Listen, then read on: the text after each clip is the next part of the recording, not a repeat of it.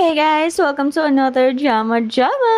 So for today's video, wala lang. Gusto ko lang i-document yung pinagagawa ko sa life.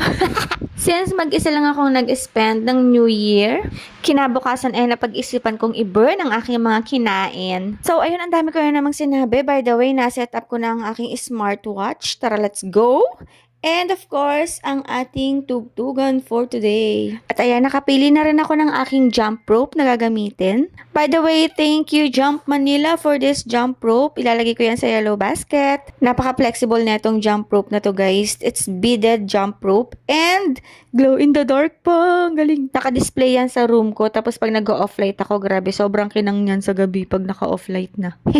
So ayan, sinimulan ko ang aking exercise ng warm up. Siyempre, ilang linggo tayong hindi nakapag-exercise. So, kailangan muna natin ng konting warm-up. Then, after nun, ayan, sinimulan ko na yung pagtatakbo-takbo, paglulundag-lundag sa jump rope ko. Naisipan kong gumawa ng 6 sets. So, yung 6 sets ko is 50 counts ng jump and then 12 counts ng squats. O, diba, may pa-slow-mo pa ako para makita ninyo yung keme-kemeng ganyan-ganyan. Hindi ko alam ang tawag dyan. Isa-search ko muna kung anong talon yan. Pero syempre, inaral ko na yan every time na nagja-jump ako. Ayun, so, pinapasundot-sundot ko yung talon-talon na ganyan hanggang sa nakuha ko din. Yay! So, syempre, meron tayong mga poses in between. Naririnig ninyo yung TikTok mashup ko. Ay, talagang mapapaindak rin kayo sa sayaw, guys. Kaya kapag meron akong in-between breaks, napapasayaw rin talaga ako. By the way, shout out sa mga manok ng kapitbahay namin at manok ng tatay ko. Nagsasagutan sila kaya hanggang dito sa voice over. Oh, ayan, narinig nyo. Rinig na rinig, guys. So, yun guys, by the way, regarding dito sa beaded jump rope ko is napaka-flexible niya at napakadali niyang itupi. Ginagawa ko kasi siyang hawakan instead of yung like kamay ko lang yung pinapataas-taas baba ako habang nag-i-squats ako. Ayun, ginawa ko na rin siyang hawakan. Napakadali ko siyang tupiin unlike yung sa regular na jump rope. Bukod sa syempre, maselan yun kapag tinutupi. Hindi ko kasi yun talaga tinutupi every time na isasabit ko siya sa wall. Nakatali pa yun ng ng goma para hindi siya folded, 'di ba?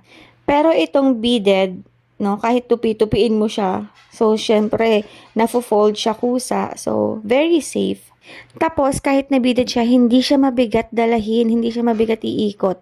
Sobrang sumasabay siya sa pag-ikot at sa paggalaw ng paa at kamay mo.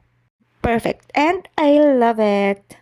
Anda lang kong madapa. Anda lang kong mapitikan. Ganun. By the way guys, this is my Artins Crunchies. I'm going to post this soon online. Medyo busy lang ako this first quarter kasi inuuna ko yung pag-review ko sa Let. Oh my God! Sana nga totoong nag-review ng bongga, di ba? Oh my gosh. So, ayun guys, again, ilalagay ko sa yellow basket ang mga jump rope na ginagamit ko kasi meron ako ng 4 na jump rope. O, di ba? Kala mo naman, napaka-expert tumalon. Gusto ko lang kasi yung marami ako nagagamit para hindi siya naluluma kaagad, ganun. And this one kasi source ko talaga ng cardio to. Hindi ko man bet makipag-bonding kay MadFit, may virtual workout buddy. Dito ako sa Jump Manila Rope. Kasi nga hindi na rin tayo bumabata at dapat talaga kasama sa lifestyle natin ang pag-exercise. Kaya naman ipinupush ko at goal ko na at least twice a week kahit gaano ako ka-busy, maisingit ko tong pag-workout ko. Or kahit man lang cardio, 'di ba? Pawisan ka diyan kasi every time, every day kang nasa aircon.